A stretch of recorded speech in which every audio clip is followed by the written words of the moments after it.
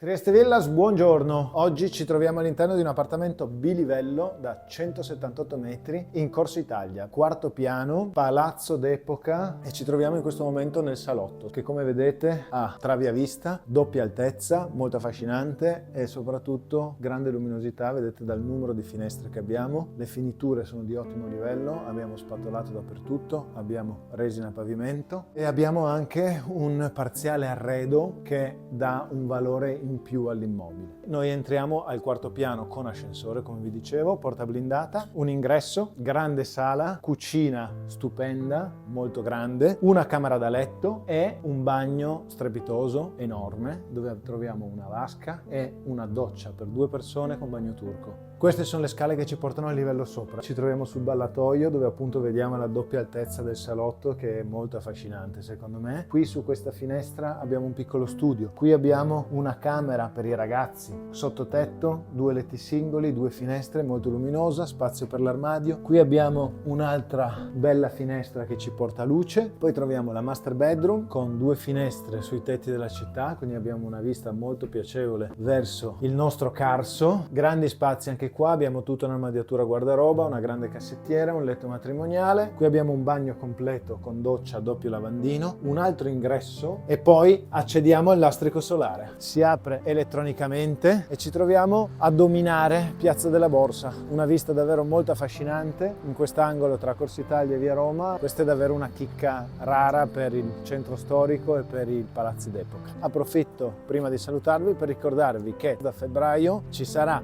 affitti.triestevillas.com, sito dedicato ai soli affitti. Anche lì appartamenti premium arredati, la nostra specialità affitti transitori. Via Torino 34, ci vediamo al prossimo immobile. Ciao Davide.